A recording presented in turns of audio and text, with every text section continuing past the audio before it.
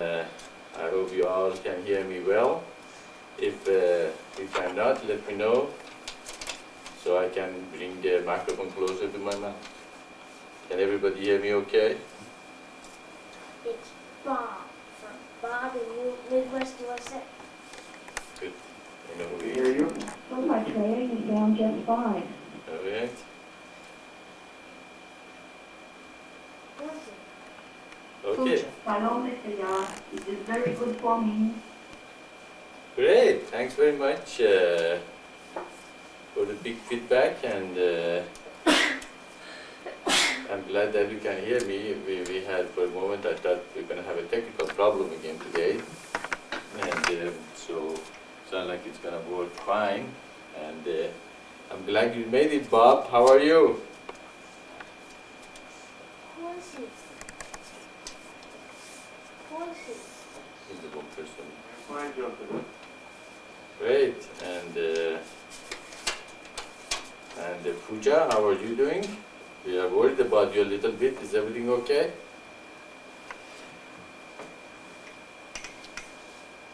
Yes, I'm doing just fine. As you know, we've had some internet problems over the last week, but everything seems to be resolved finally.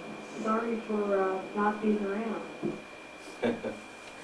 That's okay. And as usual, I'll be here from 10 to 12 every day. Of course, the latest news, I hope you all received the newsletter, the latest newsletter, and you looked at it. And one of the things that came up these last 2 weeks, of course it was 2 weeks now that we haven't been together, I was trying to initiate Emma, and her system wasn't working very well, and somebody told her in order for her to work better, she better change her ISP and connect to another system which is not American Online. Sounds like the people who are connected to American Online might have some problem with our system, and so you can look into this to see if that's true, because Tahera used to have a problem, and she doesn't have any problem anymore after she changed. And Shakti still gets broken up when she comes, so that might be the problem. And how does Emma sound? Is that your system work better now, Emma?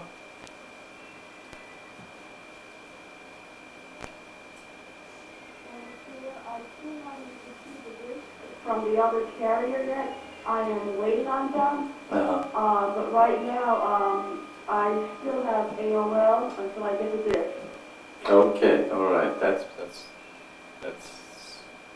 Can you hold that? Put that a little higher. Okay. All right. Great. So we will wait for you, son. So I just want to let you everybody knows that those who are in American Online, if they have any problem with the system, that might be the problem, the connection you have with us. And otherwise, I'm open for any question you might have, and I'm sure Bob has a lot of questions that we can discuss about your questions you sent me. I was hoping that when we come to online, we can talk about them.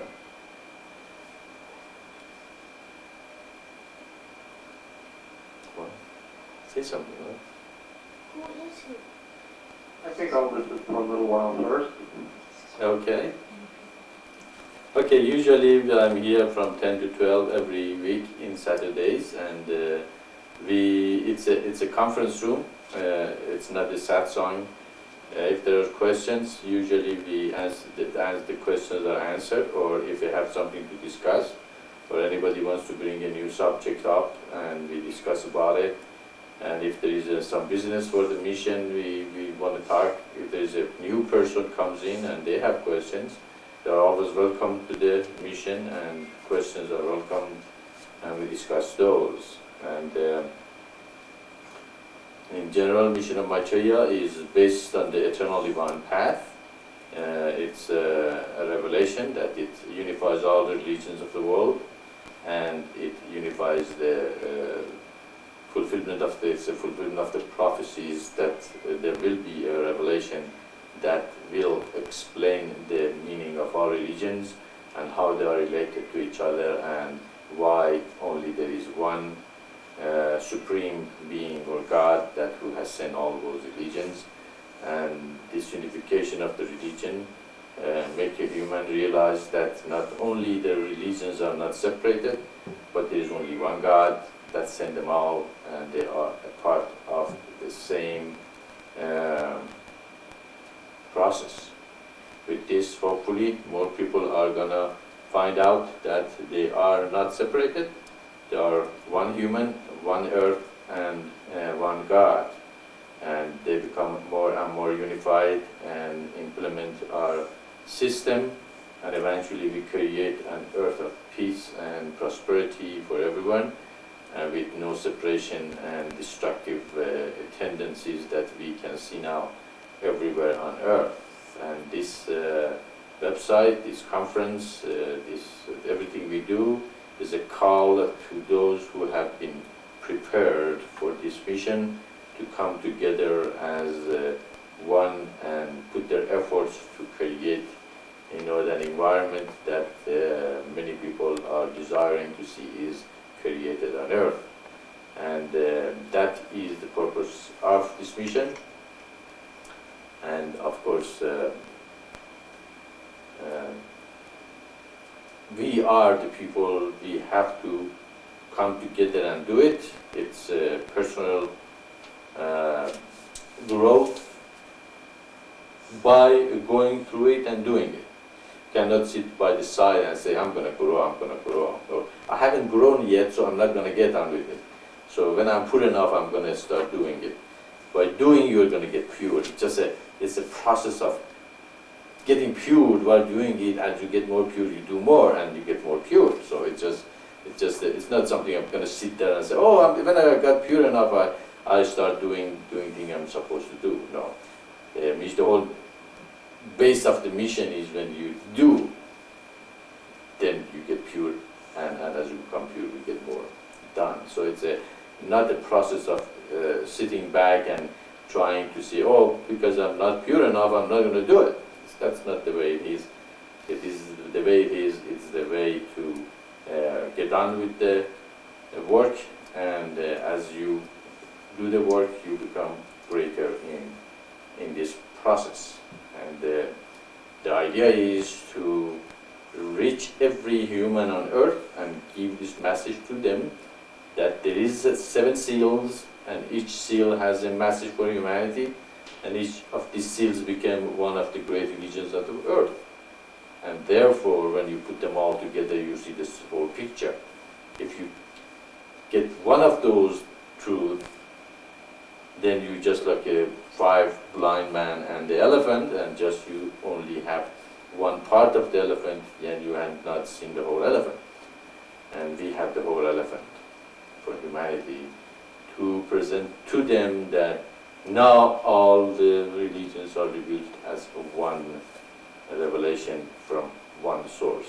So it is a great revelation for humanity, and we have to reach every person, but don't worry about it. Just give it to them and tell them the truth. If they accept it, great. They're a part of us. If they didn't accept, we are done. We gave the message to them. Okay. So those who come to the website and read our revelations, they have been given the revelation. Those we talk to them, they have been given the revelation. Our work is done. Of course, those who are interested, they'll come and join us and become a part of this work, become the contacts, wherever they are. They reach out to other people around themselves. Not everybody is connected to the internet. Okay, so those who are connected, they hear about the mission and they go to the people who are not connected. And if they are not connected, they tell them about the mission. And if they decided to connect, they can come and join us. If they did not connect, still they heard the message. So this is the basic of mission of Maitreya. We believe in the personal responsibility that each person should become. It's actually we're asking humanity to be very inhuman, or not humankind, because human is what? Mostly selfish, self-centered. think only about themselves and all. We say no. The only way not to progress in this path is awaken your spiritual forces, meditate, do yoga, do many things that helps you awaken your spiritual forces. Direct that to create the creation of the communities of light. Okay, before that, you know, in Hindu or in a Far East philosophy, it's just meditate, don't worry about it. Okay, but we say no. After you meditate, you direct your energy toward the creation of the communities of light, and the communities of light, of course, it's the Old Testament that very clearly, you know, God shows that He wants to find a people and create a community. In a community, you have sacrifice, that is Christianity. Christ went all the way to the cross, and therefore that's a sacrifice. A community cannot be created without sacrifice. And the next step, surrendering submission. Even when you do the work, you surrender the result to God or to the Spirit, and we become an instrument of His will. So He does the work for us. That is surrendering submission. That is Islam. Islam means surrendering submission. Of course, all these 4 steps are still narrow. We are thinking about my religion, my community, then become universalists. You expand our mind, the whole universe to home. You know, your father is God, your mother is God, and the whole universe is the place you work toward creating the unity of the eternal divine path. And with this, of course, you shatter all the narrowness of the mind. By you becoming universalist, you no longer are narrow in mind to belong to one race, one country, one religion, but the whole universe is your home, and God is your godmother and godfather are your spiritual teacher, and who that's where you want to be with. So you shatter every narrowness of the mind. Such a people become the elects, the 6th seal, that become called the Paravipras. So we unified what? The mystical path, meditation and awakening of the spiritual forces, the 1st seal. Creation of the communities of light, the Old Testament. Sacrifice, the New Testament. Surrendering submission, Islam. And universalism, Baha'ism, Baha'is teaching. These 5 steps, you become an elect, and you become a dynamic spiritual force on earth that help everyone to realize God is one. Our revelation is from Him, and with this we create a system that will eventually bring the kingdom of heaven on earth. That is the base of our teaching, and the rest are opinions, our understanding, and we have to realize how much is our understanding, how much is the truth. So with this revelation, we don't say, okay, you have to accept and, you know, forget about your religion. If Christians, fine, just take Christian, but understand that the rest is also from God, or a Jew, or a Muslim, or a Baha'i, you know, all of you, okay, your religion is okay, but you understand where it falls into the whole eternal divine path. So with this, you know, you guys very easily, your work is very simple. Just give the message. All there is into it, and don't be attached to the result. And if the people accepted it, great. If you didn't, just say, okay, thank you, I gave you the message. You can't tell later you didn't hear it. You heard it. You have been told. You have been, you know, reached. And then go to the next person. If that person came and joined the mission, of course, better for him and better for us. The strength and power is in the number. And the more number we receive, the more strength and we will have on earth, and eventually, hopefully, when the critical point reaches, we will be affecting the earth in a much greater degree. Okay? So this is the basic teaching for our newcomer, Bob. So he has heard it. We have told him about the 7th seal.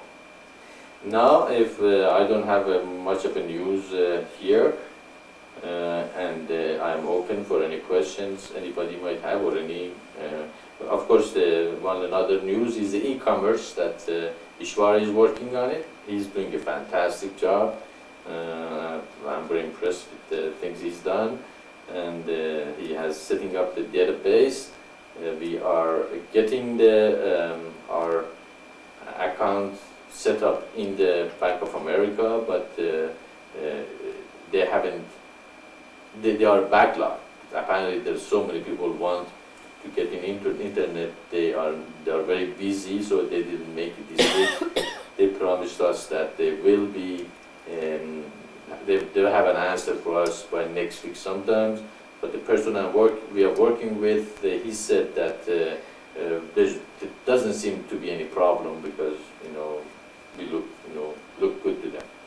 So by the end of the next week, hopefully we will know more about where we are with that part of the mission, and hopefully we get it done pretty soon, so everybody can go to the website, and if they want some of our books or literature, they can just go ahead and order it right there.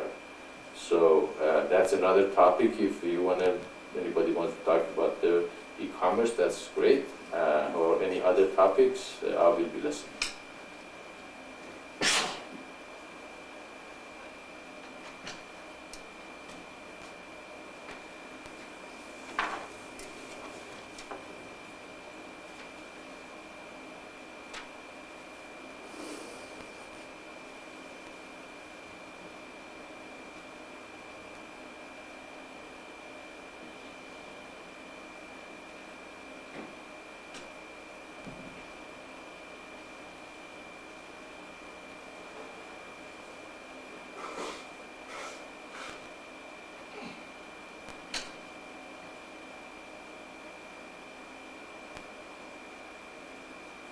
I have a question.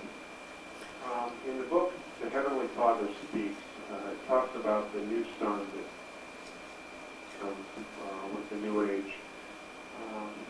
My question is, will that happen before the day of declaration? Okay, Bob. You said name of a book. What is that book? Where did you read it? Name of, you know about book? You said the Heavenly Father. About the Heavenly Father. I think that was the name, yeah. Okay, where did you get that book, Heavenly Father?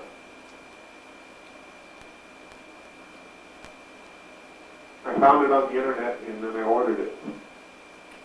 Okay, can you tell us a little more who wrote it, who's the author, and what's it about?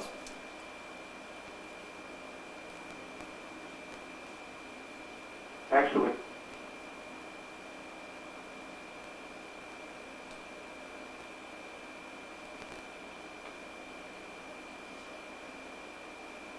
we cannot hear you anymore.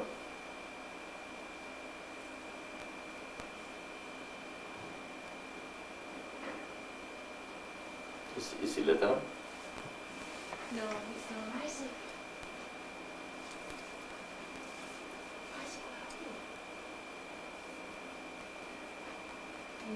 It's disconnected. It wasn't before, just now. What happened? We were just now disconnected. Now it's okay. Hello, can you hear me there in the internet? I'm going through. Okay, we lost you, Bob. We cannot hear you anymore. can you hear me now?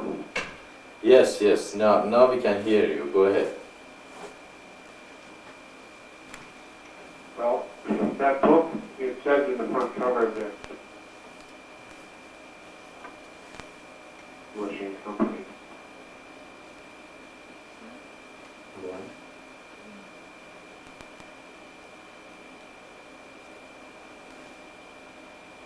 Is it talking? I was to give you more information on it. Okay, sure, go ahead.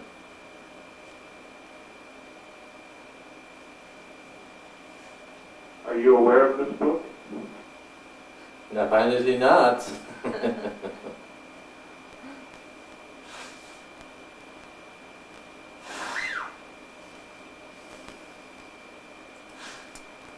I'm mostly aware of the revelation I received from God and the message that I have for humanity. And one thing we have to probably establish is that a messenger of God, is a human that has a message for humanity, and a lot of people will think I have to know everything in the universe. God knows everything in the universe. I had a vision that in that vision, that I explained to the people here in the mission, that God knows every detail, even the smallest fish in the sea, what he's doing. But it's not necessary for me in this body to know all those things, because it's just not necessary. And so the concentration is on the mission and the revelation and the message, instead of knowing every detail in the universe. So you have to tell us about that book. Right. What happened? We got disconnected. Okay, anything? And I won't read all of it. Oh wait, try again. Is I don't know, maybe I should refresh. You're stuck with a screensaver off? no. But I Better do that. keep undoing it every No, turn it off, I see. Okay.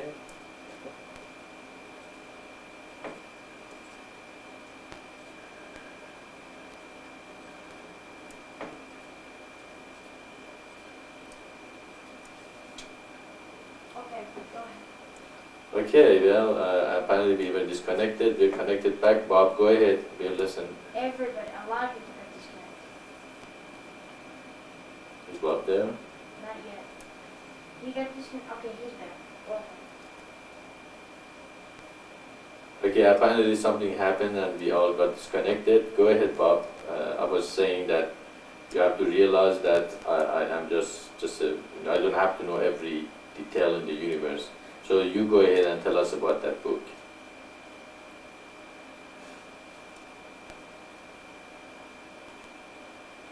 I just read the book briefly, and I was more interested in the new sun for the new age. That was about it. Okay, are you talking about the new sun, that the Jupiter will become a new sun? Is that the one you're referring to? Company, and I was just wondering, was that you? Was that you? Okay.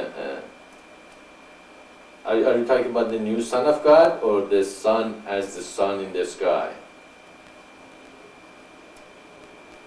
The sun in the sky. Okay. I'm sorry, Bob, you have to elaborate a little more, explain.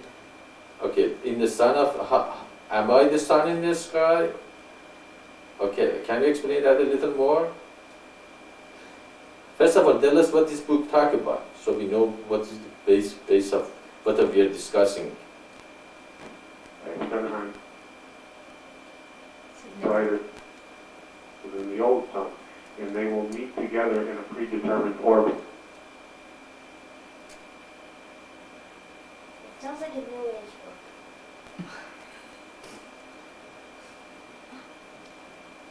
I don't know if she's talking about the sun in the sky or Son of God.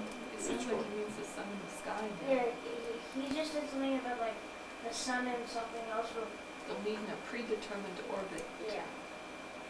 It's like that song. We'll talk about it later. Okay, Bob, that's fine. That's one of the things we have to establish. I need more this explanation in your email and also here, that so we can establish the discussion ground, so we both know what we're talking about. You know a lot about that book, and you probably have questions that based in a lot of study and reading, but you have to tell us what is your background, how you came to these questions, so I come to the same level as you are, and then we can discuss what the questions are. So that's why I'm asking these questions, to explain to us what's the book, what it's talking about, which sun you're talking about, and then we can go from there. If you have any question, go ahead, but you have to explain to me and bring me up to your level before we can discuss it.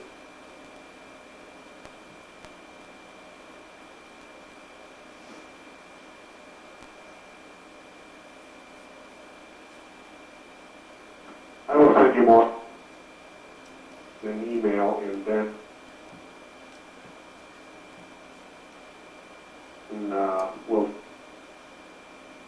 come back online about the book, okay? Sure, okay, that's fine. I probably should explain to everyone. Bob has been sending me email and we were in correspondence with each other, and he is interested in knowing the future, what's going to happen. I keep telling him that we don't work with the future too much. What we are here and now. He doesn't want to accept that. He wants to know what the future is, and as Scripture also says, only God knows what the future brings, and if we even predicted the future is, God might change His mind and change what we thought it's going to happen, the way it's going to happen, and so it's not something completely written in the stone. What the future is future is based on a lot of parameters and factors that what we do now affects what the future will be. So it's not something written in stone that you can predict exactly what's going to happen. It's not, God is not a very rigid God. He's very flexible. He adjusts himself to the situations, and he go toward the goal with adjusting to every actions we do. Yeah, we have that's why we have the free will. We can accept the mission. We don't have to accept the mission. Okay, but of course, when we come to the mission, we promise something to the mission. You have to, not only to the mission, to anyone. We have to be serious and sincere about our promises. When you give a promise, you have to fulfill them. If you don't, you create a very bad karma. Okay, that's why I hold every one of you to your promises to me. When you promise to me, I just accept you as a truthful person that you promise something to me, and I'll go ahead with your words, and then sit here and wait that you manifest your promises. And if you promise and you do not manifest, that is very bad, direction in your life, and it's created a very bad karma, because when you promise and you don't do it, it affects everyone around you, it affects everyone in your life and the society and the community. So,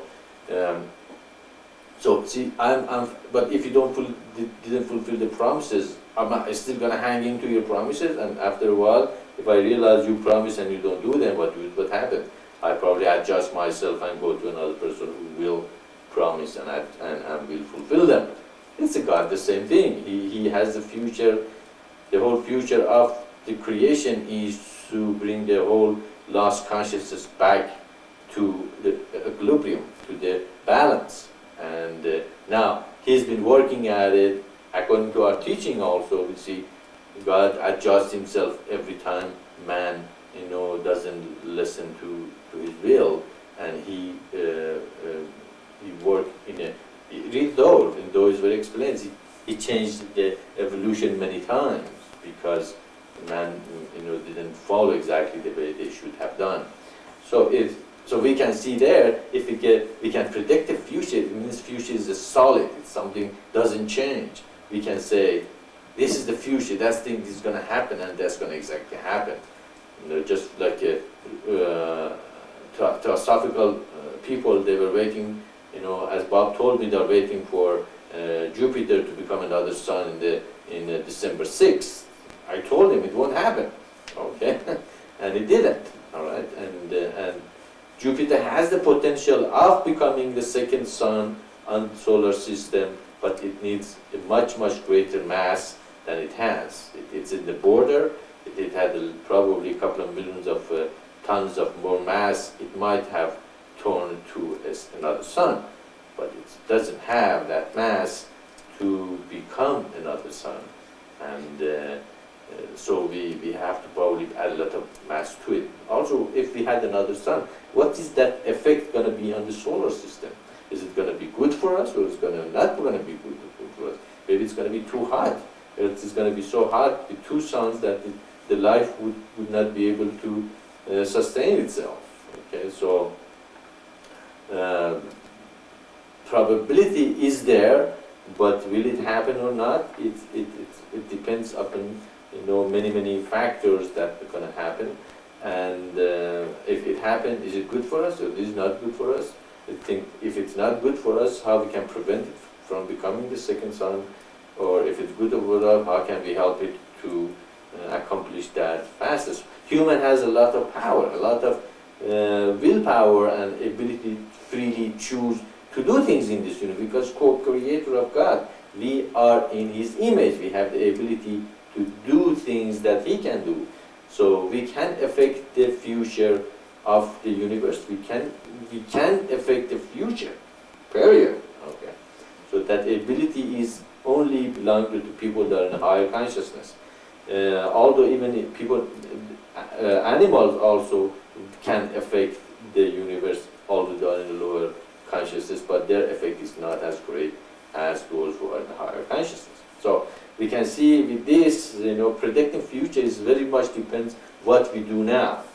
Okay, that's why every one of us are responsible for our actions, for our thoughts, for our ability to do things to accelerate the future for a better future than a worse future. We can make the future worse, or we can make the future better.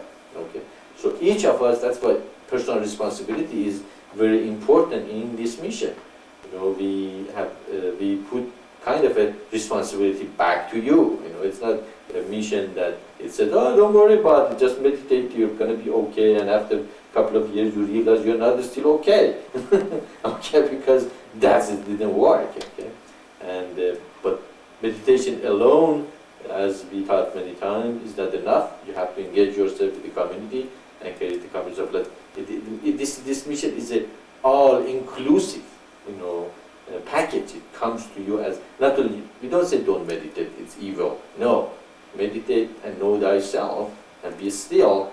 But what are you going to do with the energy and knowledge you learn from it? You bring it to the community, and with the working with what you have learned in meditation in the community, your progress will be accelerated. Of course, if you don't work in the community, still stay selfish and not to want, sacrifice and not being self-centered and all that, or surrender to God and become universalist, still you're not going to progress. It's still, just like you can take the saying, you can take the horse to the water, but it's the water the horse is the one that have to drink the water. You can force him.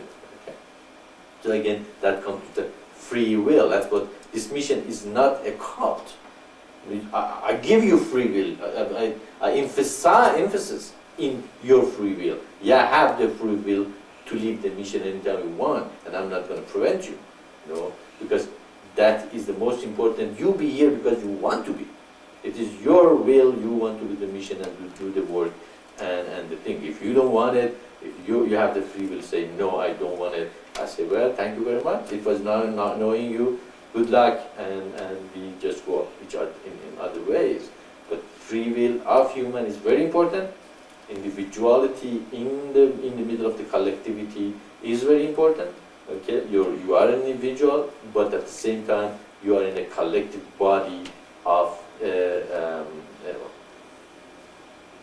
great ideal that whole universe is based on. So you can get your individuality. You don't want to destroy your individuality, but the individuality shouldn't become such outrageous individuality that affects the collectivity or community. So it's a balance again. The mission is a balanced presentation to humanity, and you even don't have to become initiated. As I said, if you love the mission, if you receive the revelation, you said, okay, that was great revelation. Maitreya gave me, I can meditate on the universal mantra and love the mission and do whatever I can. But if you want to get initiated, that means you are more committed to the mission and our teaching, and you have realized that my free will is to serve and be in this mission and work for the creation of the communist of light and the creation of the kingdom of heaven on earth. So it's a very flexible thing, and so your will, your actions affects the future. So that's very hard to predict what the future is going to bring. If everybody in the mission work according to their talents and they bring all their talents and resources to the mission is going to get done what? Much faster. but everybody refused to do that, what's going to happen? It's going to go. I can predict the future with your guys' action and my action. Okay, I can see where the mission goes according to how much everybody putting into it. Okay, or I can say, well, it's not going anywhere because nobody's doing what they're supposed to, or it is going anywhere because these people are doing fantastic things. Each of them are putting a little into it, but a lot of people put a little bit. It makes a lot. Okay, and suddenly, I can, I was looking at the newsletter last night, and look how many lectures we have in the. You forget, but each of those lectures, how many people participate and go, we have 40, 50, 60 different lectures and topics has been covered in the mission. That's fantastic. Was it, if one person or two person wanted to give all those lectures, would have been a lot of work? Yes, but if few people, give lecture, it's not that easy.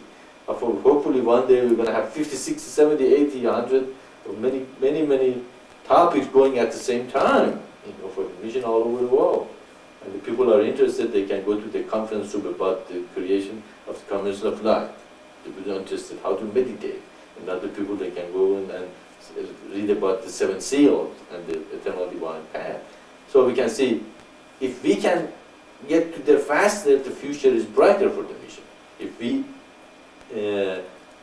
hesitate or hold and not get on with the mission, the future is not going to be bright. So you can see, I can predict the future, but the future depends upon how the free will of the universe will affect it. So it's very hard to say what the future will be. And the people who will try to predict the future will mostly fail. Okay, we have seen many times, how many, 1,000 years ago, what the people did. They sold all their belonging and in Europe, and they were waiting for Christ to come, and he never came, and they would get very disappointed. What were they doing? They thought they know what the future is. Or how many people sitting in the Bible and predicting, what's going to happen in the future, or what is in the pyramids, how the future is going to happen. Yeah, you can predict some, events that might happen. Okay, but not in the exact moment. Okay, so we can see that, the very reason for the free will, the future will change, because the free will change the future. Okay, so we have to be here and now. Okay, and see this revelation that it unifies all the humanity, and said, okay, that's great. That's one of the things God said is going to happen and eventually happened. He said there's going to be a teaching, there's going to be a book sealed with the seven seal in the Revelation chapter 5. That will come and will be open to humanity. It is the will, it's here now. Why am I worried about the future? Let's get on with what all God, all is sent to me, and get on with the work of it, and spread the message and get the more people to see this new revelation and come together and create a better future. See, I can predict now future is going to be good, because a lot of people now is connected to this revelation. They no longer call themselves Muslim, Hindus, Buddhists, and fight each other and kill each other and maim one another, and because my religion is better than your religion, my religion is the only way, or my religion is, is the last one, and or no, we are the only people that have the truth. God says, no, it's each of you have part of the truth, okay? Now come together, and as a human, that's a fantastic, ideal in your life, that you say, wow, I have a revelation that I can tell people, you are universal, you are one, okay? Your religions are not separated as you think. Let's come together and become one. Then we can say the future is going to be good. But if still people separate themselves with the religions and the race and the gender and this and that, we say the future is not going to be good. Okay, it's going to be destructive. So So the human free will very important, but we have to use our free will for the great ideals. Okay? Otherwise, our free will become a burden and create karma for us. If we choose wrong, if you, instead of turning right, you turn left, where do you go? You go to your destination? No, you go somewhere else. You don't go where you're supposed to go. So your decisions, where you're going to turn, what is your goal of your life, why you are here, where you are going, but it is you who have to decide. I'm not going to decide for you. The message of the mission is very simple. We have to create a lifestyle or life that is based mostly on the Spirit and God. Okay? It's very broad direction given to you. Okay? So what am I doing is godly? Is it spiritual? Is it making me progress? You don't have to ask me, hey Maitreya, should I do this or should I do that? Look, I already gave you the direction. Is it godly? Is it good? Then do it. Whatever is good is God. You know, it's very simple. It's already been given to you. It's already been revealed to you how to do. The only thing really left is become one and manifest what is already been given to us. Does that make sense?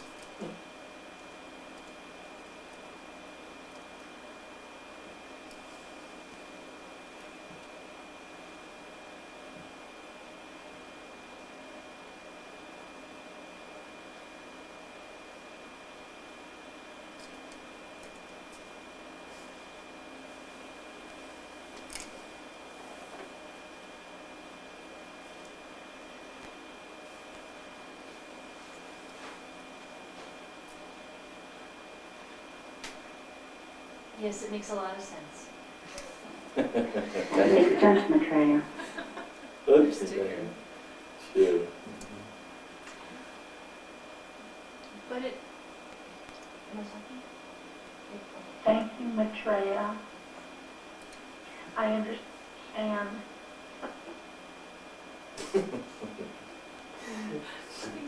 So much more. Thank you. Yes, of course, you know, when I give satsang, it's not directed toward a specific person. It sometimes is, but but it's also general. You have a question? Mm-hmm. Okay, we have a question. Yes, Saraj, you have a question. Well, you probably, it's not like me. Hello? Is it picking up something? No. Okay, come here. Is this one? Oh, that's okay. Just tell me the question. Okay. Now. Just the question is about, but it is prophesized that there is supposed to be a good time, a golden age. That is so. That's something we can know about the future, but we don't know when. Yeah, the question is that it is prophesied that the golden age will come to humanity, and there is going to be a golden age, which will be dawning to human race. But we, even in that, God doesn't exactly say when, exactly what time. Okay, of course, He knows that the human will progress, and many people will come to the higher consciousness, and eventually, they will realize this is, their narrow religion is. What are we here? Why are we not following our own religion? Because we have realized our religion is narrow. Okay, it doesn't satisfy our longing for the greater truth that our spirit is desiring. That is why we start going away from tradition and our cultural religion, and we said no, there has to be something more different. Okay, and also the education went in a greater degree in the last 50 years, and people start thinking for themselves and stop only listening to the preacher. Okay, and so. God is working toward creating a new human, that they are more thinker and individual chooser of the path, instead of just listening to the society and the preachers and follow them.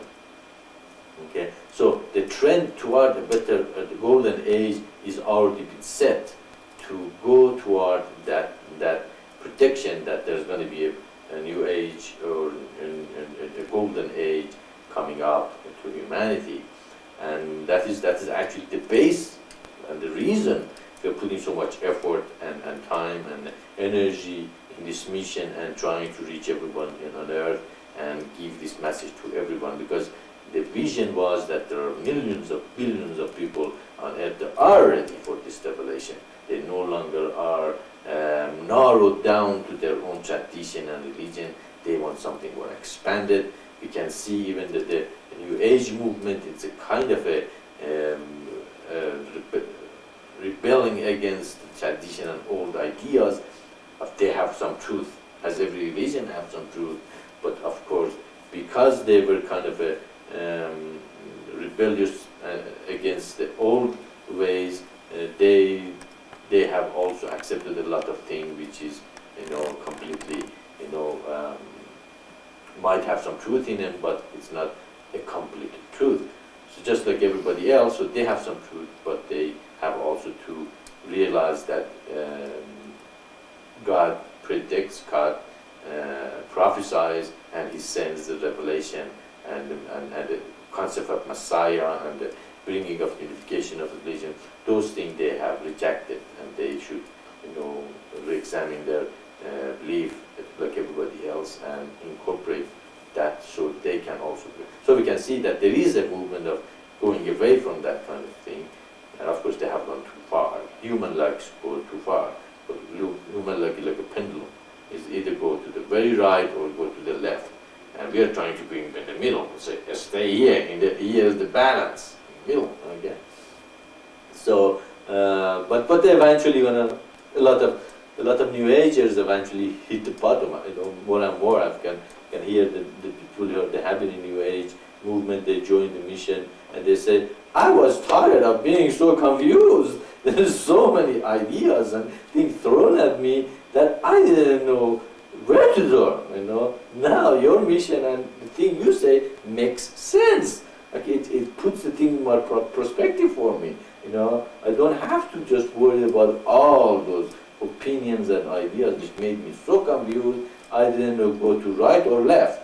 Okay, so you can see some of them already had hit the bottom and realized that there's something they're missing in their philosophy. So we can see that human is going toward a change of mind. They are ready for a new revelation and a new truth, but a revelation and a truth that makes sense. It explains the history, explains the sending of all these religions, explains where each of these fall. Okay, we are not against New Age ideas, but where do they fall? Is there any UFOs? Who cares? The possibility, yes, there is. There are millions of billions of stars out there, and a possibility there are more advanced, culture out there that they have, UFOs, is there. But is it important? Is it help to bring the kingdom of heaven on earth or not? Should we wait for them to bring the kingdom for us, or we take the responsibility ourselves and bring the kingdom on heaven ourselves by creating the communist of light? So therefore, okay, I accept there is a possibility, but I'm not going to dwell on it. I'm just going to get on with the mission and creation of the communist of light. Therefore, when we create the communist of light, if there's other beings out there more advanced out, they're going to come to us. They say, okay, you guys are good enough to communicate with you. But if you see them and you shoot them, they're not going to come to you if your consciousness is not high enough. So we can see that again we put the responsibility back to you to become engaged in creation of the communist of light and being the kingdom of God. If there is something like fine, eventually we know. Okay? Or whatever other ideas. Does the solar system and the planets affect us? They do affect us. In the astronomy, astrology, okay, has some truth in it, but it's not a perfect truth. Tarot and all those things that New Ager, they're very adamantly, attached to them, are not that important. The most important is the communist of light based on the eternal divine path, individual responsibility, free will, to accept this and come and join and work toward that goal. Okay? So we can see, yes, the trend is toward the golden age. It's already started, okay? But this mission and this revelation is the roadmap toward the golden age. Okay? And that is what everybody have to recognize and live. It is not the new age, it is not the old age, it is the mission of Maitreya Eternal One Path, the roadmap toward that golden age. What Mr. Cram is talking about? He's talking about the sharing. Is the mission talking about the sharing? He wants the peace and unity of all humanity. Does this mission unify all of them? Okay. So again, we have to reach, we have to educate, we have to go to humanity and let them know, this is the way it's been revealed to humanity. And opinion is okay, but it has to be according to the opinion of the universe. Okay? And that opinion is revealed to humanity through the mission, and now those souls that have been called for have to recognize this and come and join together with the free will. Okay, I'm not going to do it for you. I'm not going to push you to it. I'm not going to create a cult. It's not a cult. It's not something I'm going to go, no, you have to come here and follow and exactly every moment, whatever I say. No, you do it with the free will because you want to do it and you're out there. You read the mission, you read the scriptures, and you say, okay, I accept that. That's my revelation now, that's my life. And I love, Maitreya because he brought it to me, and I will talk to him and discuss things, and if it makes sense, I believe and follow. If it doesn't make sense, I tell him it don't make sense. Okay? And we discuss, and eventually either I accept you make more sense than I do, or you accept me make more sense than you do. Then you accept me, and if you make more sense, then I accept you. It's just as simple as that. So we are here to open to all discussions, to eventually come up with the best truth there is. Okay? But a good attitude. So we are going toward the new age, but as I said, it depends how fast we all get together and do it. The more we resist, the more we don't do it, the more it's going to take. Okay? As simple as that. Does it make sense? Okay. Bob is gone. Bob is gone? Good. It makes sense, Maitreya, yes. Sure. Thank you, Radha.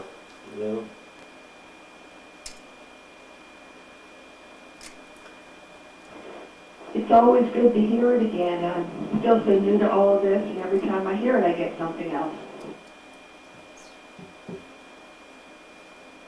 Well, anytime I talk about it, I get something else too.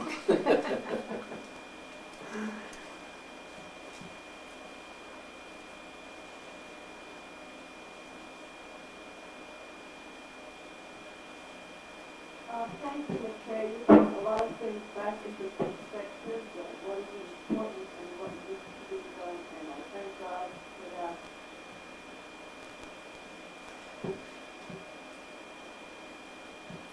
Yes, this is God reaching to you. He is the one that telling you these things, and now it's up to you. Meditate on these words and decide what are you going to do about that. It's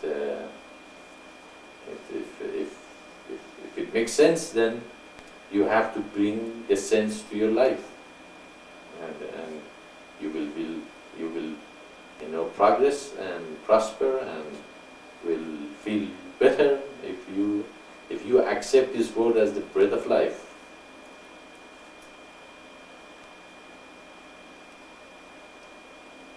That's why I love God and accepted Him, because He made sense. Nothing else made sense in this universe or world, but He made sense.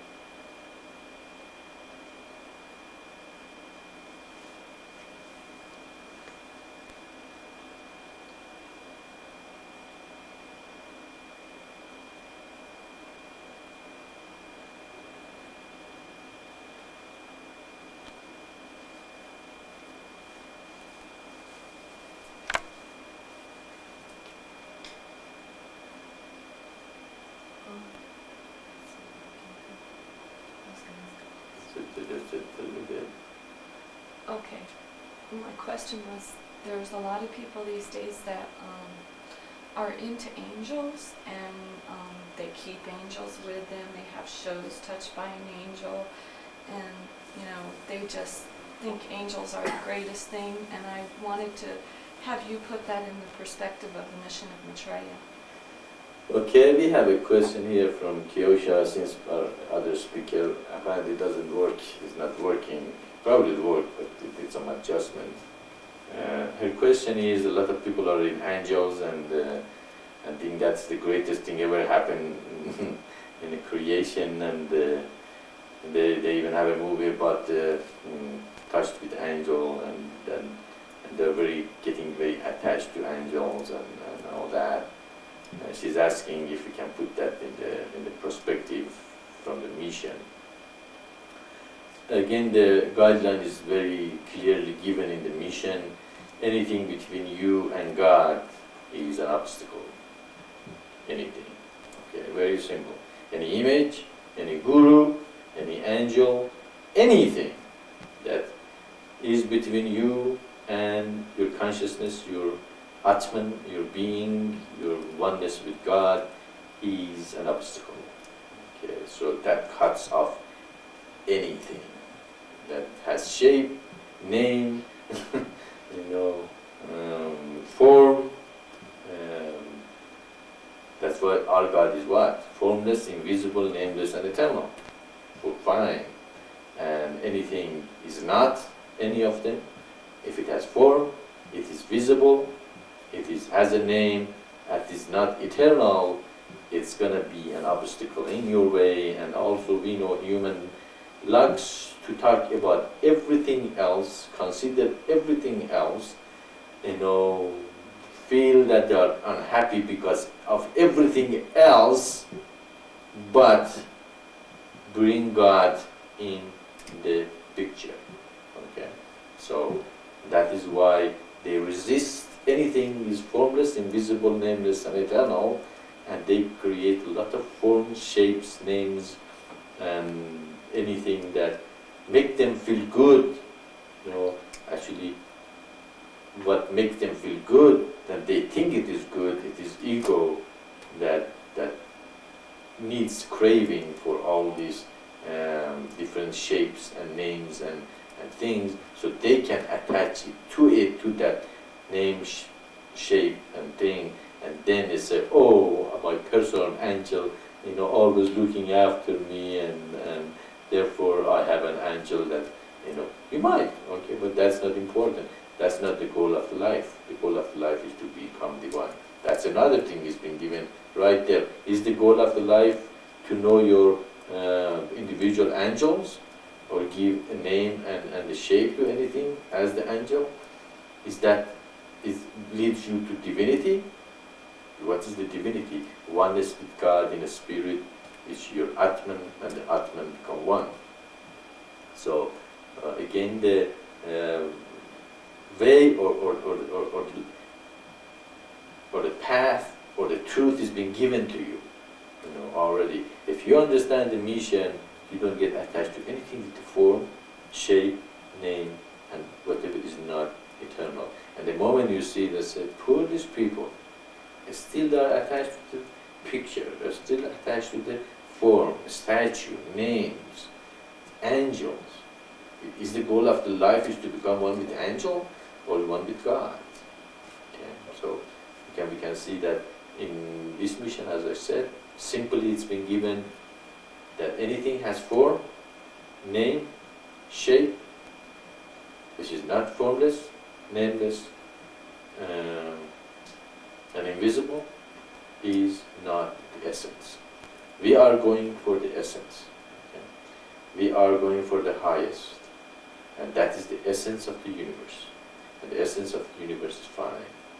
And whatever is not the essence, we avoid like a plague. Okay?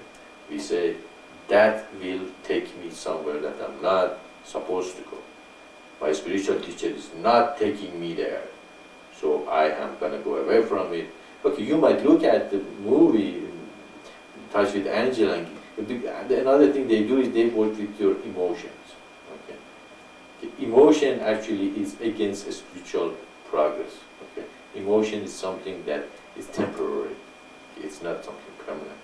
So they go to their emotion. You see the movie; it's beautiful. And they bring a couple of cuddly kids, and if you say they usually bring, cuddly people or help people in a person that emotionally stir you up. You even might cry and feel very good for a couple of hours, but that's not permanent. That's temporary. Okay.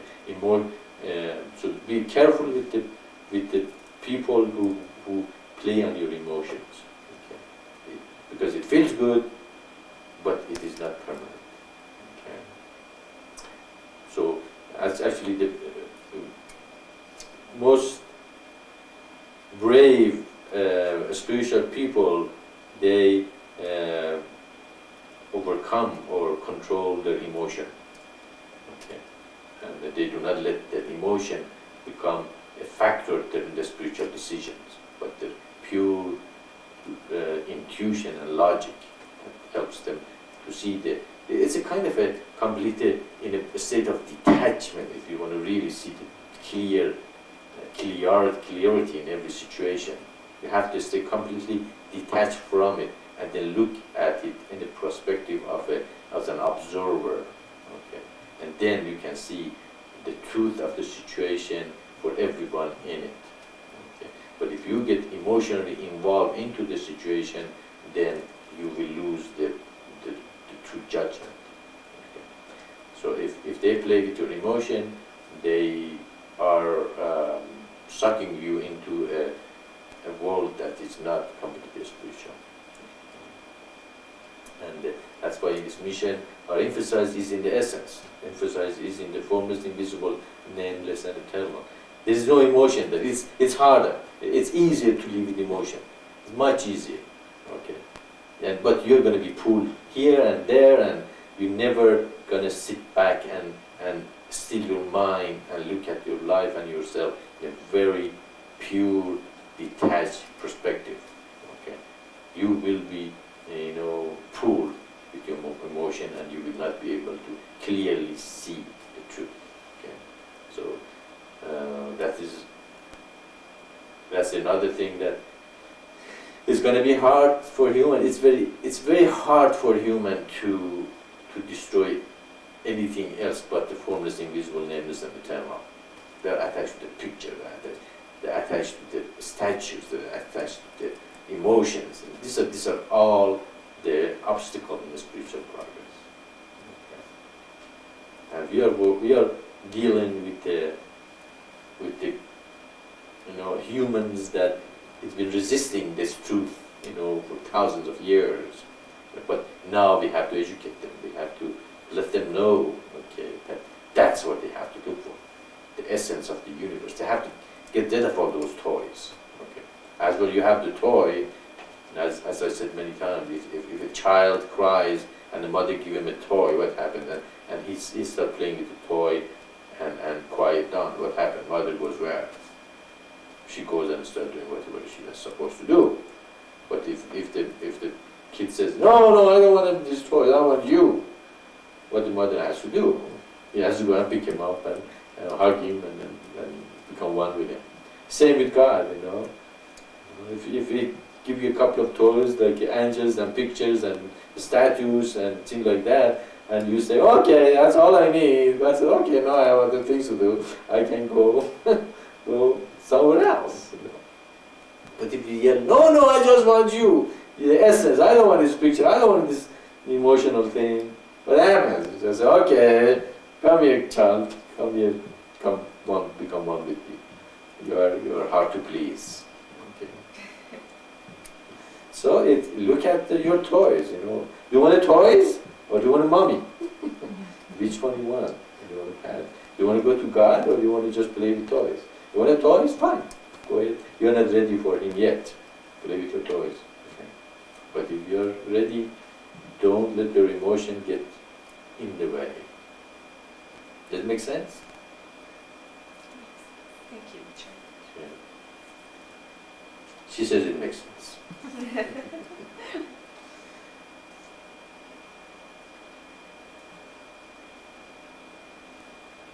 makes sense. Maitreya, I have a question for you. When people claim to have a near-death experience, is this like their way of deep meditation where they can focus on things? What do you think about that? When they have a near-death experience, is that just their way of like a deep meditation? To focus on things. Yeah, to focus on things, or what do you think about that? Yes, actually, death is nothing but the deepest meditation you can have.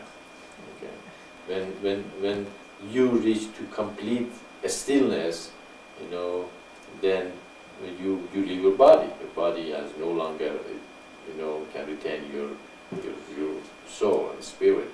And those who have the out-of-body experience are in a very deep meditation, and that's when they can absorb, you know, what is, you know, what happened to them, and then, and also that is also a way of bringing a message to humanity. But death is not the end. Okay? It is not something that you die and just puff, that's it, it's gonna finish and gone. But you're gonna be returning. Of course, you create the way or the thing you will see according to your belief and what you have been meditating all your life. If you believe that when you die, you're gonna go to your to heaven and see your parents and relatives, when you have the death experience, that's what you're going to see, okay? Because that's what you wanted to see in a spiritual progress, and that is what you are going to create for yourself. That's why when these people have that death experience, they see a light and they go and see their parents and their relatives and they go to heaven. Actually, the people who do astral projection, you know, they go to astral body, and there they meet a lot of gurus and great masters and teachers, and they come back and say that is the way to go. Okay, so the near-death experience is a kind of a deep meditation which you enter the ethereal level. Okay, it is not the highest kind of a meditation, and in ethereal level, you create your own universe. Okay? You create your own world. If your world is a very wonderful world, you will see heaven and beautiful things in it, and you will meet the people you wanted to meet all your life. You know, you don't really have to die to have that experience. Have you ever experienced the presence of someone right where you are, or you can even almost see the person in your mind eye, you know, also he or she is not with you. Okay, so we have the ability almost create the experiences we have in life if we are intensely concentrate on them and meditate on them. So in that death experience, these people actually go to the ethereal level and they create their own world. That's why the death experience is not always the same for everyone. Okay? And if you have a not very concentrated mind and you have a lot of fears, that is sometimes in a ethereal level that people create that kind of fear. And that's why sometimes they have scary, you know, dreams. It seems not like a dream anymore, but they're so much alive and truth. Okay? And they usually rush back to their body, and sometimes they cannot. They rush so back that the body is not ready for it. That's why they feel very uncomfortable. They want to go to the body, but the body is not ready. Have you ever had that kind of a, you know you're not asleep, you're awake, but you cannot move your body, and your body is kind of a frozen. Okay, it's when you know you're out of body, but you're awake. The body is not ready to receive you, so you feel you're completely your body is frozen or something, or you cannot move. Okay, that's out of body experience too. So astral projection, ethereal, going to ethereal level, death experience, all of them are out of body experience that all of us have and done, but that is not the pure consciousness. It's the creation of our own mind. Okay? That is what, with these people, most of them experience the thing they want to believe or experience. Okay? And their experience is legitimate. They truly see what they see and believe, but it's created by our imagination. For instance, I have never seen a Muslim out-of-body experience comes back and say, I saw all my family and relatives, Jesus, or Jesus, or Christ, or things like that. They usually go to heaven, a lot of, food and water and all that, because they have taught to believe on those things. Therefore, their death experience is that kind of experience. But as a Christian, usually Christian, they see the family are over there in the heaven, and Christ come and touch him. And I don't know about the Jews. I've never heard any Jewish, out-of-body experience. But I'm sure it's going to be different than what the Christian experience. So you can see it is a creation of your mind. In ethereal level, whatever you think, you can create. Actually, there was a story about a lady who went to Himalayas, and she was very lonely. So she learns a mantra that she can create a being by her mind, and so she creates a yogi to keep her company by her own creation with her mind. But this yogi increasingly become offensive, and she eventually doesn't know how to get rid of it, because she becomes so intolerable, and so she wants to get rid of it. Now she cannot get rid of it because she already created the being, and she doesn't like him at all after a while.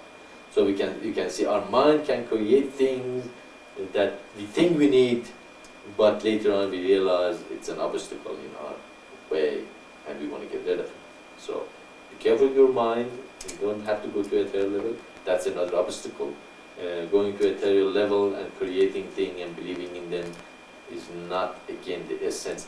When we go to ethereal level, it has what? It has shape, doesn't it? Those things have names, don't they? Are they fine? Are they formless, invisible, nameless, and thermal?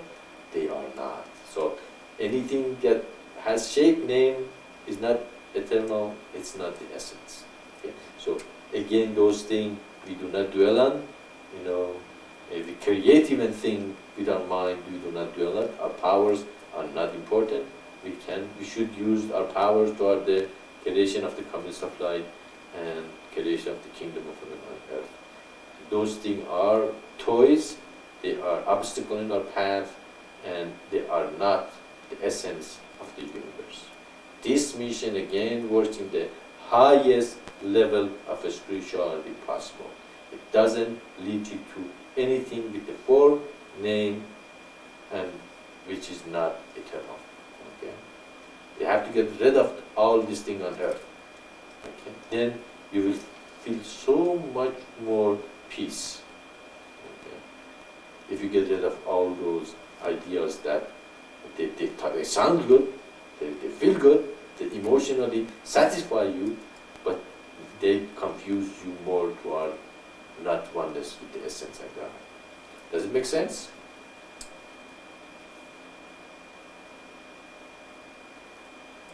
Yes, Maitreya, that's just an illusion, and the goal is to become pure and pure consciousness. That's the only way, thank you God.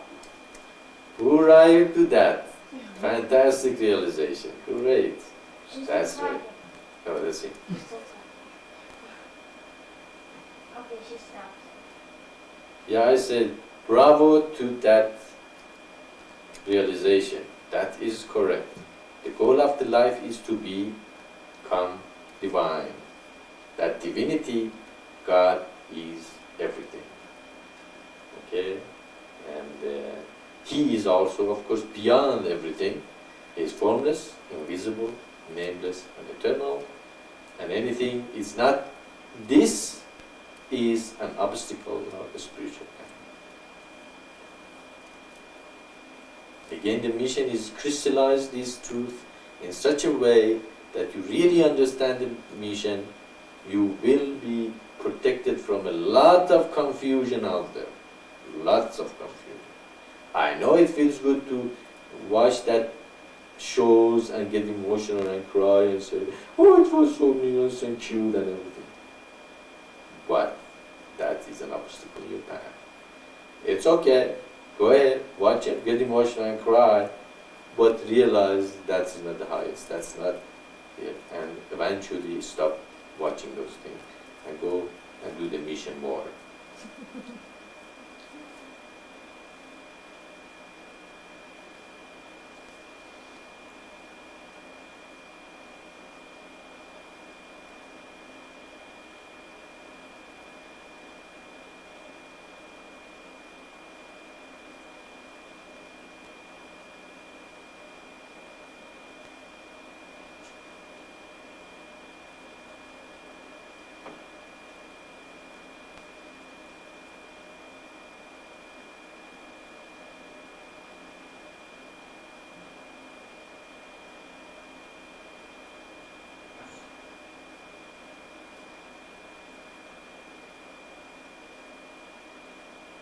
Greetings and hello, Maitreya. I have a quick question for you.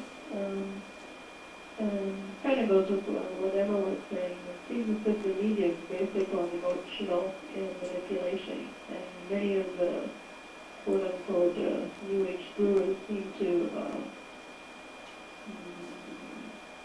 go towards giving people opportunities to control through that type of aspect.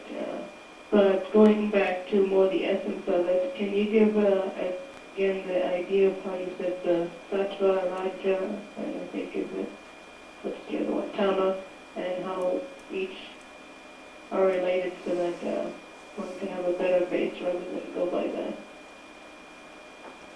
illusion type of thing. So I guess that's my question. Your question is Tattva, Rajatama and Sattva. Right, but she started it saying about the media manipulates emotionally. I think she was her comment. Okay, if we, as we understand it correctly, you're asking about the Sattva, Tama, Raja, and consciousness and how they work and relate to the universe. Is that right?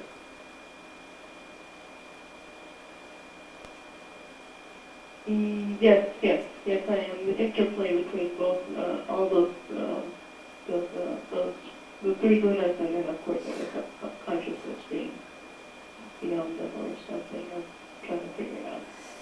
Yeah, not long time ago, one of our members asked a very good question, and then he asked, how can four elements create all this universe with so much diversity in it? You know, Ishvara asked that. And well, my answer was how four basic colors can create so many shades and different colors in the universe. It's very hard to imagine such a fantastic universe was created only with four elements: consciousness, three gunas, and that's it. You know, there's nothing more into it. Of course, even science is now has realized that there's only four forces in the universe. You know, if they call it strong force, the weak force, the electromagnetic, and what is the other one? Gravity. And gravity. Okay, that's all there is. The universe is created with, and that's all the elements that makes the universe. And we related, of course, these four elements they created and how they relate to the four three gunas and the consciousness. And it is just what percentage of each of them are present in every element and creation make that element or creation manifest the way they are. And of course the best way to understand it probably is to go back to the very beginning of the creation. Before creation was created, what the universe was in. It's in the balanced state. It's a state of being. It has no memory. It has no knowingness, and he doesn't do. The only thing is he just is. Okay? That instead of beingness, it's absolute consciousness and bliss. It's no thought process the way we know it. That's why it's so hard. It's almost impossible to explain what that state really means. Is it mean dead? It's not really. It's not dead because it has the potential of what? Being awakened and create and being created. Is it nothingness?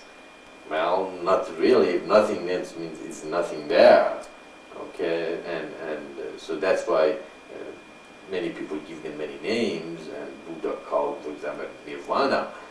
Okay, of course, Buddhists eventually end up calling it nothingness, but Buddha never meant nothingness, means nirvana. But what is nirvana? He hasn't been able to explain what nirvana. Nobody's been really explain what that great highest state of realization. It's just like somebody asked, explain me what God is. People have been trying to explain God for what? Centuries. Only people they really could say, well, I know God exists, or the pure consciousness exists, is the one that experienced it. Okay? It's an experience, it's not explanation. It's not something you can explain. You experience it. Okay? But in that state, it's the state of balance. There is no interaction between tamaguna, rajaguna, and sattva-guna, but they're there. And the consciousness are in an absolute state of stillness and equilibrium. Okay? In that state, okay, you are in pure consciousness.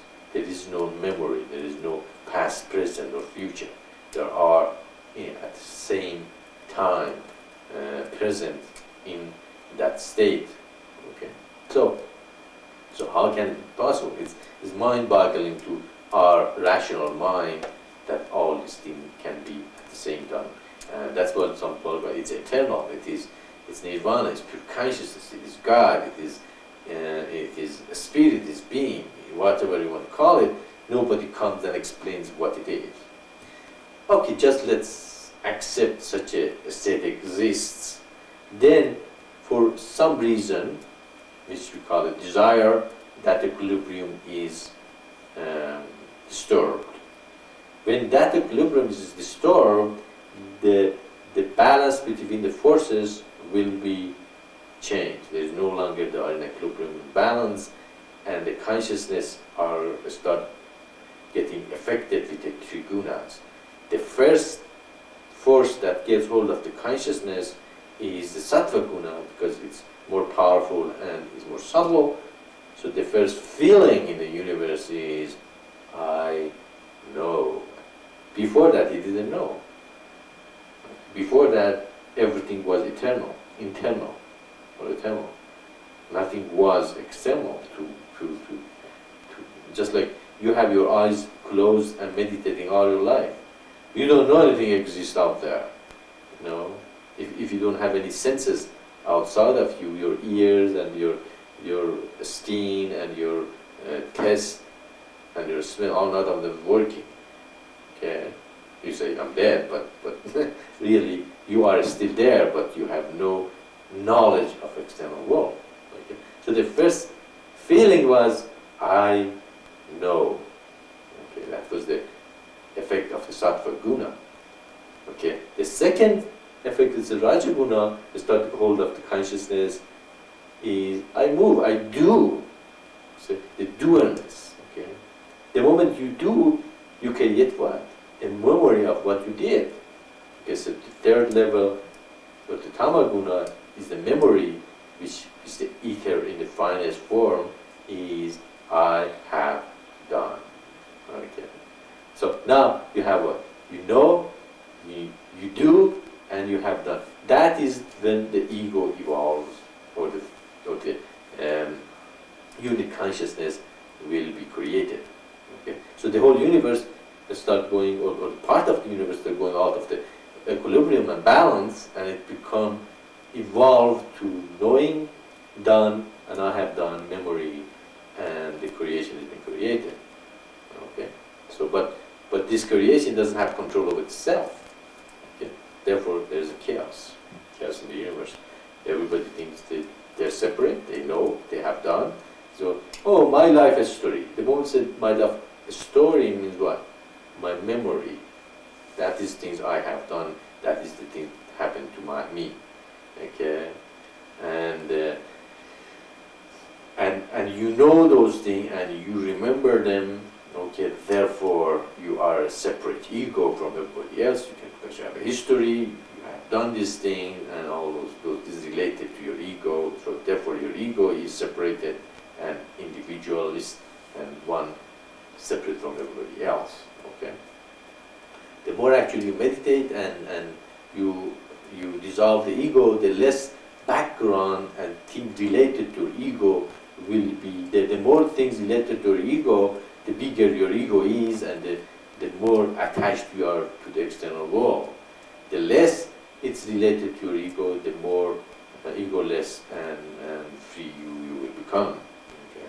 That's why as you meditate, a lot of people become escapists. They drop everything in the world and they go to the mountain and to the jungle, just like yogis, and they don't want to have nothing to do related to death anymore. Okay. Now, of course, we do not recommend that. We recommend the balance again in the mission between material thing and the spiritual progress. So ego evolves through the influence of the sattva, raja, and tama. Of course, raja is what? Raja is movement. It's really energy in the universe. Okay. Without movement, can anything be activated in the universe? No. Therefore, energy or raja guna activates other gunas. Okay. When raja guna is influenced or activated with tama, we become what? We become more crude. Tama crudifies the consciousness, makes us more worldly toward the external world. Okay.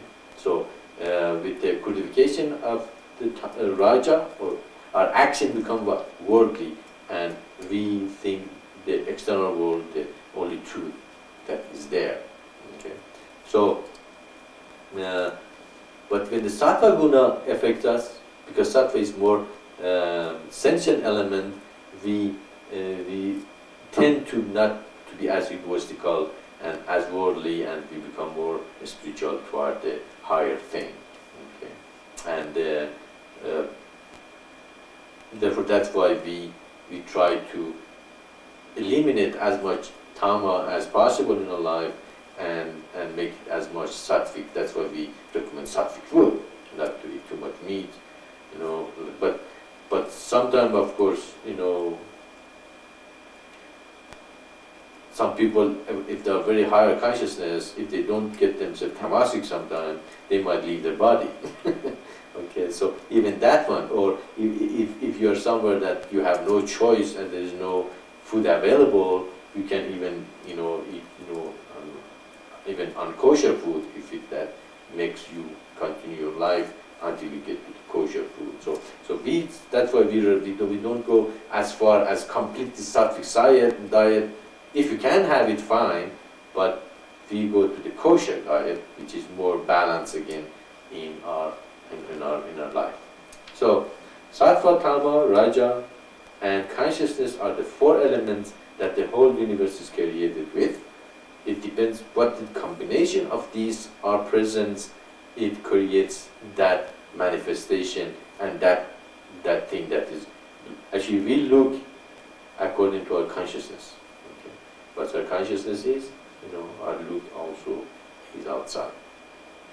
So that's it. That's really creation is consciousness and three gunas, and their effect is that the Rajaguna activates Tama or Sattva according to your consciousness, which is affected with Tama or Sattva. Your action, which is Raja, will be directed to the world or to the spiritual world. And you reach a point that you can bring this thing to the complete equilibrium, you become pure consciousness, and apparently you go back to nirvana, to oneness, to whatever you want to call it, and you realize what that really that state means. Some people call it ananda, just being absolutely in a blissful state. Some call it nirvana, some call it heaven. But that heaven, the real heaven, or nirvana, or pure consciousness, is another place again. It doesn't have any shape, form, name, or visibility. It is absolute unity with the spirit. Do you have any specific question about the three gunas, or that answers your question?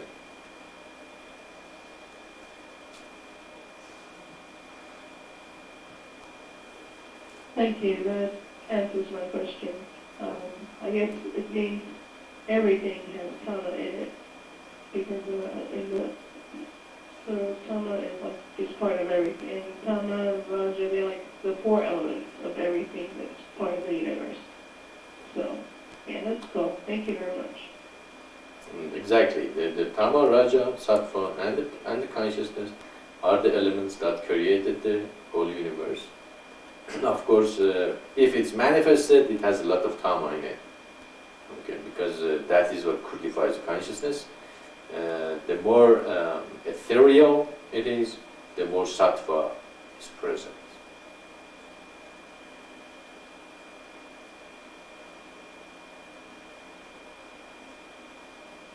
Is Bob back or no? He didn't see what he wanted. That's okay, that's great.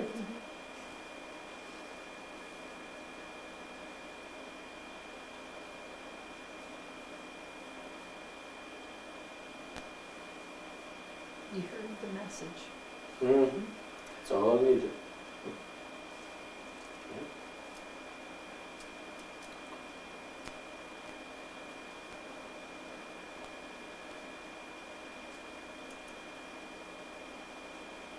This is just out of curiosity, Maitreya.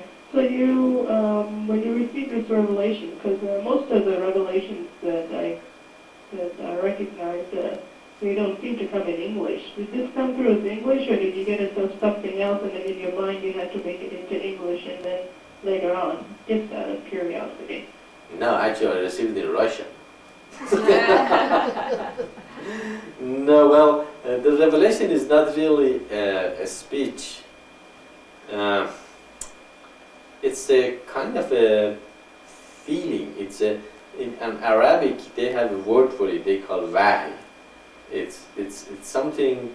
Really, it's not in a specific languages, but you just know it is the truth. Intuition? It probably in English closest as as Mas said. It probably is intuition. It's not intuition really. Everybody has some intuition, okay? But revelation is a kind of a God wants you to know this thing, and you have no choice but to know them. Okay? As I said many times, God has already chosen you guys to be in this mission. Because that's why I'm not worried about if anybody come to this mission or not. I was a little more concerned at the beginning when the mission started that I like to have a lot of numbers come and join. Everybody does. Everybody, when we start the mission, we want everybody come and join and see that mission going. But eventually I realized that it's really not up to any of us to bring anybody or not to bring anybody. It's we've already been called for it, okay? Because I know when I received this revelation, I knew I had no choice. I had no other choice in my life but to do this mission, to start the mission. It was so obvious to me. It was nothing to ask or is there anybody else is going to like this mission or this revelation or not or what? I knew I had to do it. That's it. That's the end of the story. Okay, there was no question about it. That's why I like the people who come to the mission have that kind of a realization. I have no choice. Okay, I have been called for this mission, and that is mine as much as Maitreya's. Okay, even if it doesn't, Maitreya doesn't do it, I'll do it. That's kind of attitude I like to to see.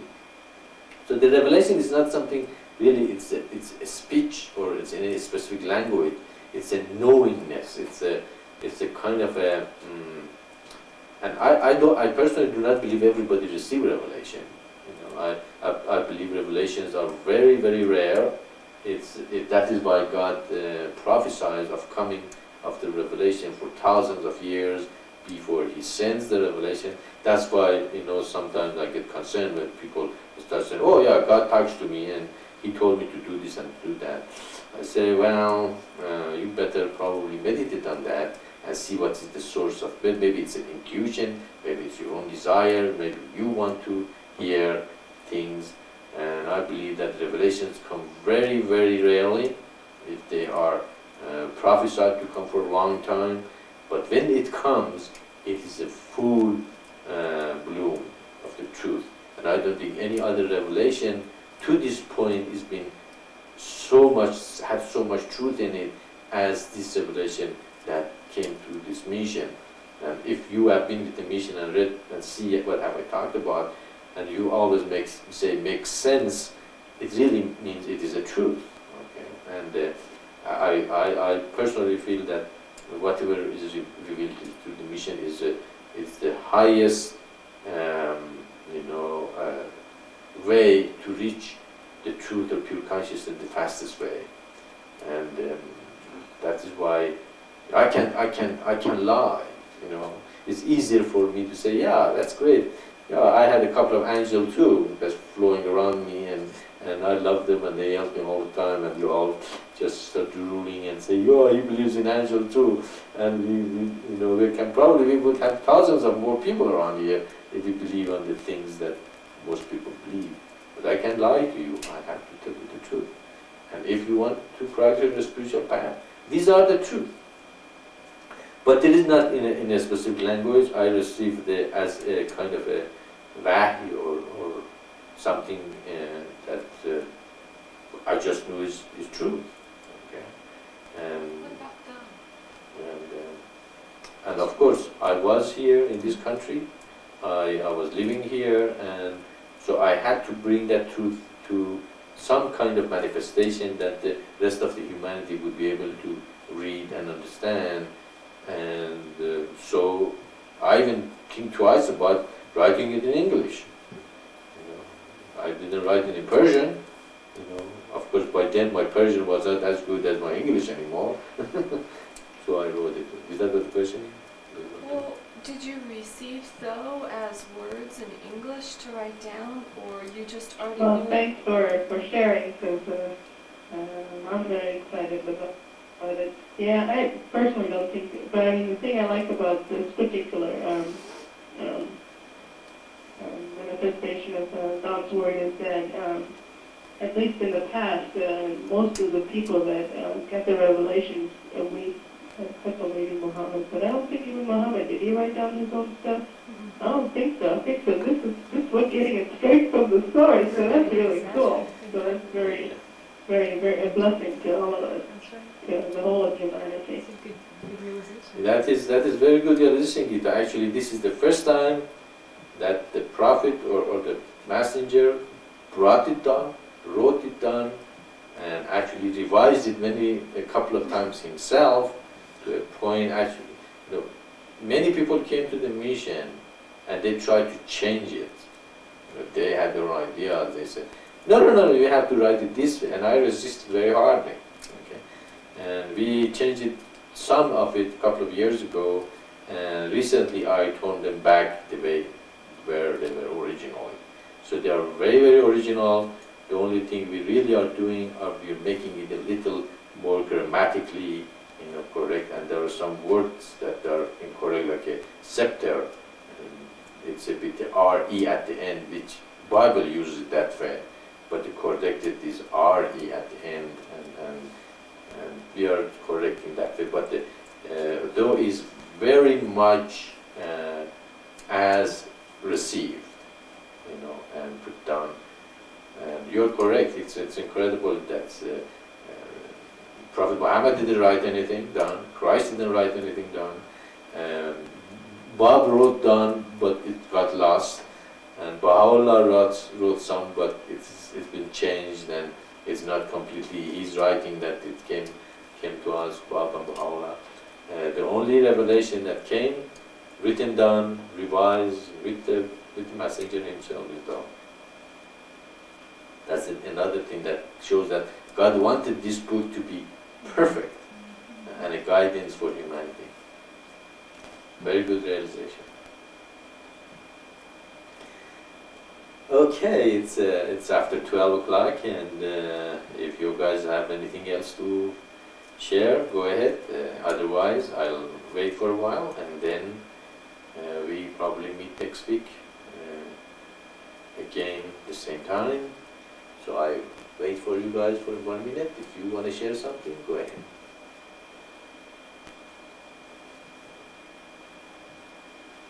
Hello, Maitreya and everyone. I was just curious, has my package of sample rosaries arrived yet? I check every day. When did you send it, Pooja?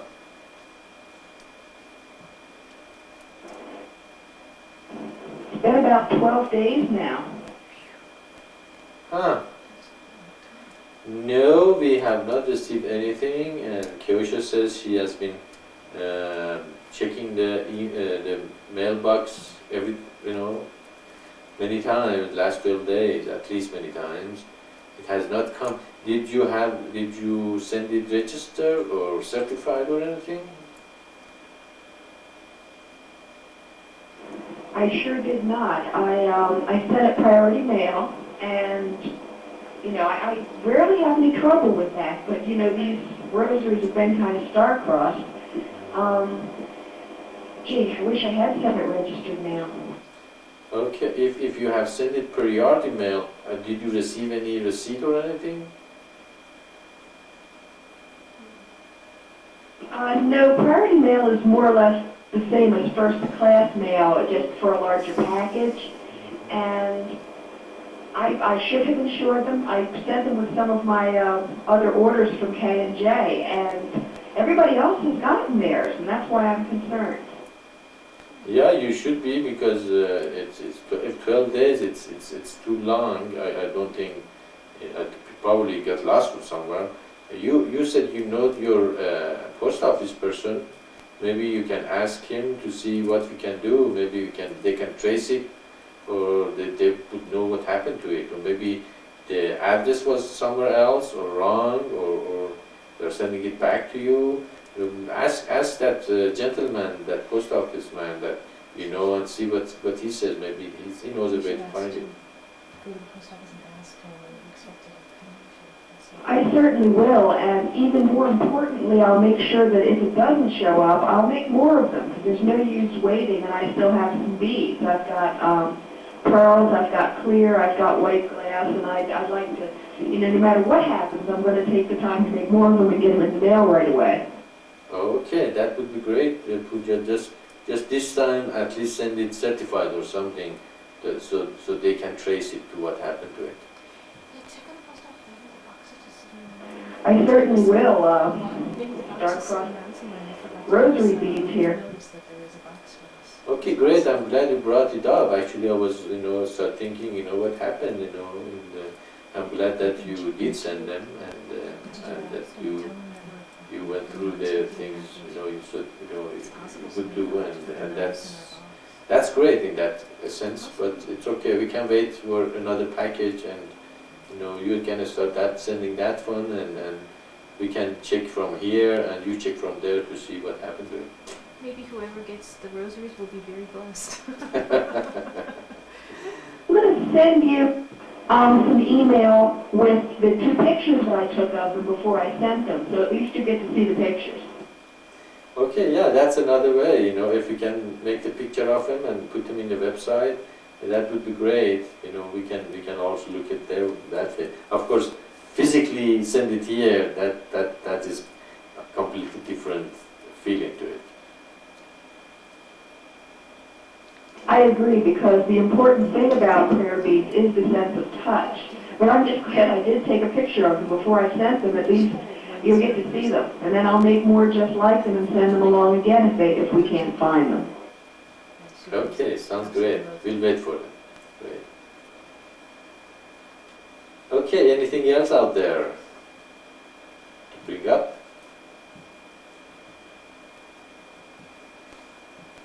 One, two, three.